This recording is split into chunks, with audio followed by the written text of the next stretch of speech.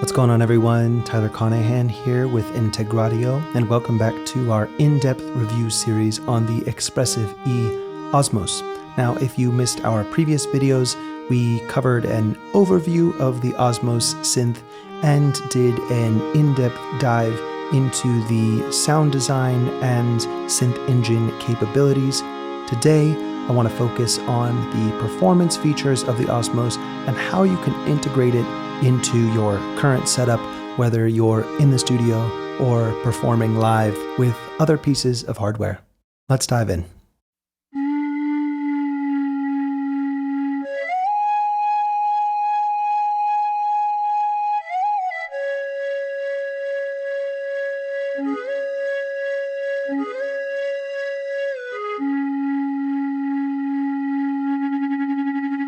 Let's first talk about how to integrate the Osmose with your other gear. Now, on the back panel, you'll find MIDI in and out ports, USB, and CV gate connections. This means you can easily connect the Osmose to your computer, other MIDI-capable hardware, or even modular synth setups. Using the USB connection, you can integrate the Osmose with your DAW for both MIDI and audio. And this is great for recording and using virtual instruments.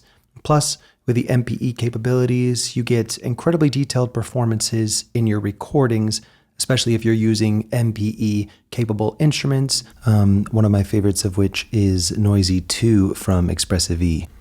Now, before we get in and talk about the Osmose and its connectivity, I really quickly want to talk about Noisy 2 because I think it's such an integral, adjacent tool for any Osmose users. Now, Noisy 2 is one of Expressive E's latest VST releases, which merges acoustic and analog resonators into this lively, dynamic, and energetic synth VST, and all of the sounds on here are perfectly built for the Osmose.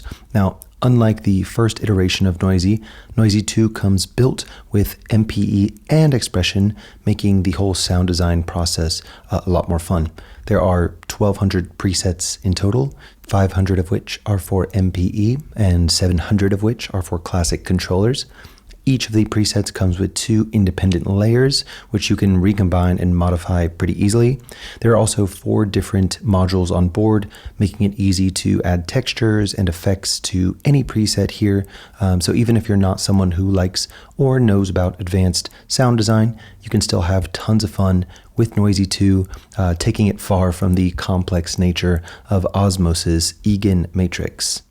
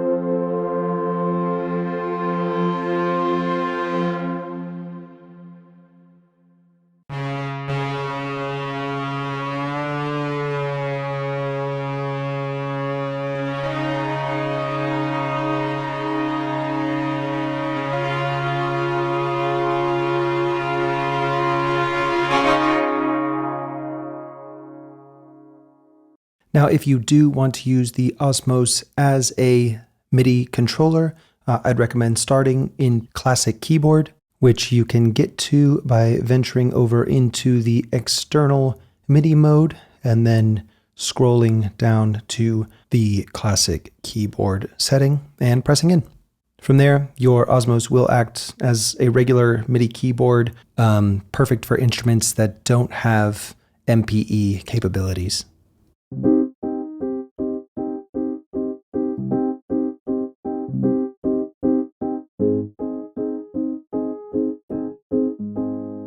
Now, if we want to take it one step further than the classic keyboard, we can scroll down to Poly Aftertouch, and this is going to use polyphonic aftertouch with a traditional keyboard approach.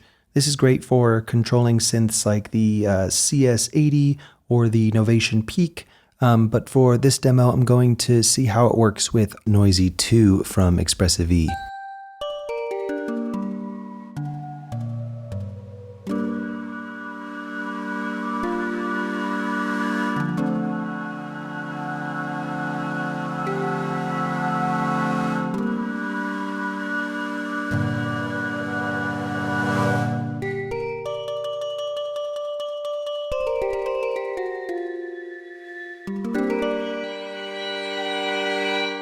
One of the more unique features of Osmose is that each of the keys on the synth can be used to control the global pitch bend of any synth you're controlling it with.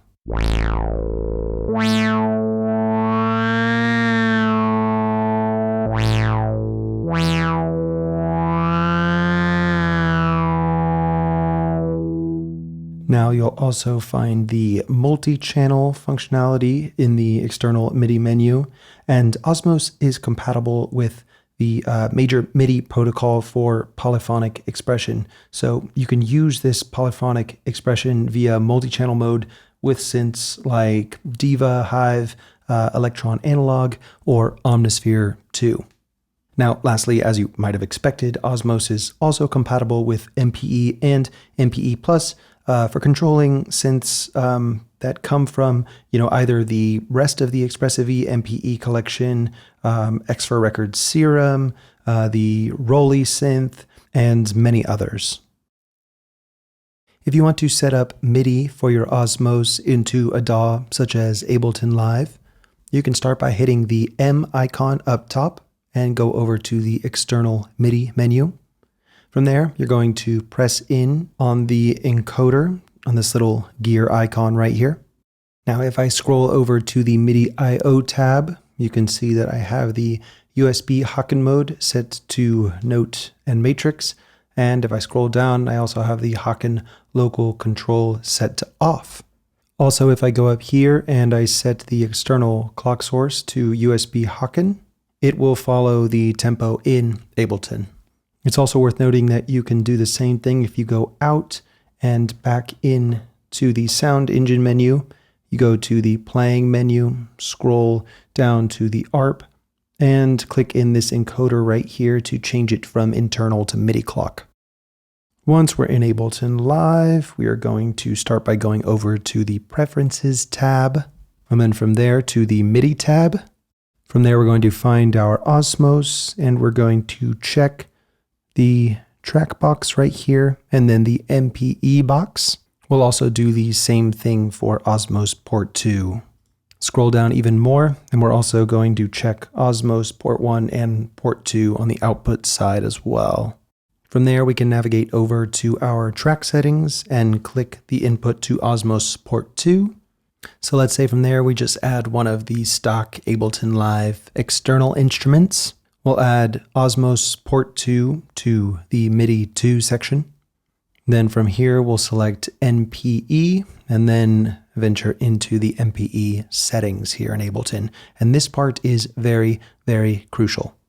The settings are as follows. It's multi-channel mode, MPE lower zone. The first note channel is going to be channel 2. And the last note channel is going to be channel 14.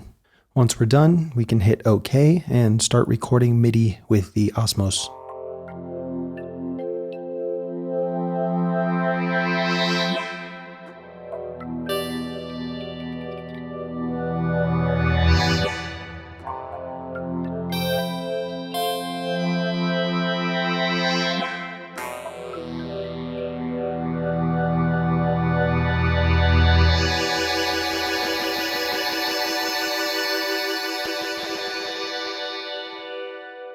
Now that we've seen how to integrate the Osmose with other instruments, let's hop into the EaganMatrix to see how it integrates with its own software.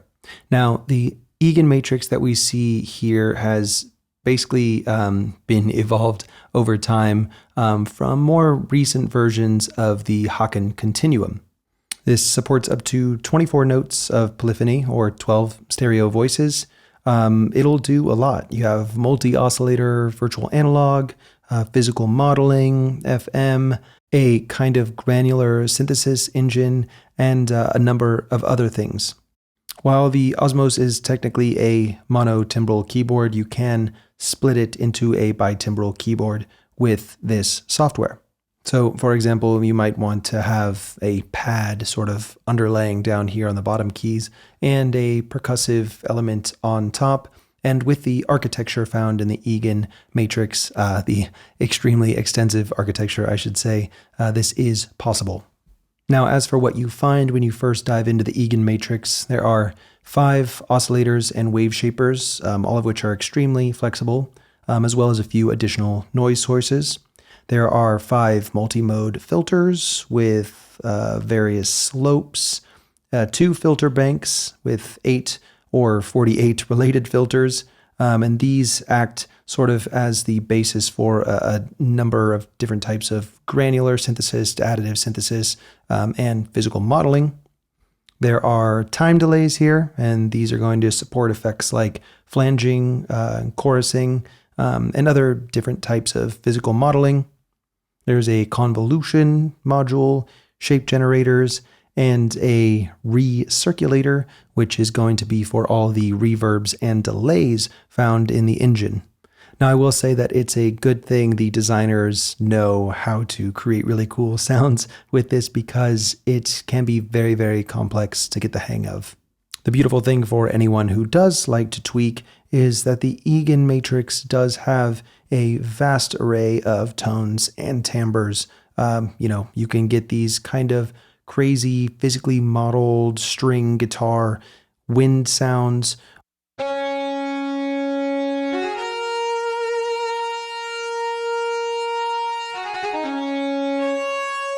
Or you can go the purely synthetic route and get sounds that are akin to Oberheim or Moog synths.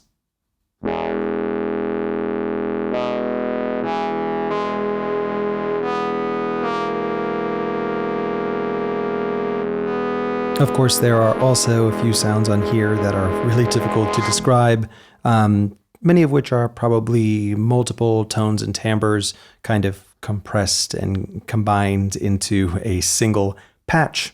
And the beauty of these is that you're not going to find them in many other places.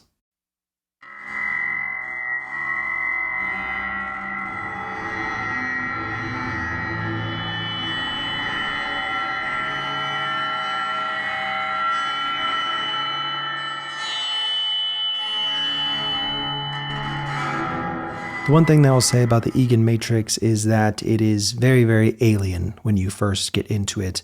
You won't find any familiar sliders or knobs that you might expect on a regular synth, and there aren't really any delineated sections or modules such as filters, oscillators, LFOs, or envelope generators. And as someone who uses traditional synths, I found this extremely confusing right off the bat. The design is very, very modular, and you can patch sources to different destinations using these grid intersections. I like to think of it as this massive tack board, and essentially you're going to place numbers, inputs, and formulas, which are denoted with letter and number names on this grid, and these are going to dictate things like aftertouch, gate, pitch, signal flow, and a number of other characteristics. If you're not someone who's into doing complex algebraic mathematical equations, the EaganMatrix might not be something that you'll find yourself exploring very often if you choose to get the Osmose. It's definitely not easy to tweak right out of the box, and even really small adjustments such as, opening or closing a filter or changing an LFO rate are close to impossible if you don't know where to begin. It's just as much a mystery to me how the factory patches were constructed. Now, there are lots of tutorials online, and when you download the editor, you will get access to them. Even so, these tutorials are not easy to learn from, and they were really written with the continuum in mind rather than the Osmose, so it will take some time for you to make progress. Obviously, that's a big assumption, but coming from someone who's not very mathematically inclined. The user friendliness score is pretty low here. Now, looking forward to the future, there's not much that I can see in terms of room for improvement with the Osmose. I do wish that maybe they made an EaganMatrix that was a little bit easier to use for those of us who aren't rocket scientists. Although, with that said, I love the fact that you do have the software built very, very nicely into the synth, and you don't need to have the computer in front of you to get the most out of it. Thank you guys so much for watching the third video in our Osmose review series. If you haven't yet, check out videos 1 and 2 on the Integradio channel, and make sure to subscribe for in-depth synth reviews in the future, just like this one. My name is Tyler Conham. Until next time.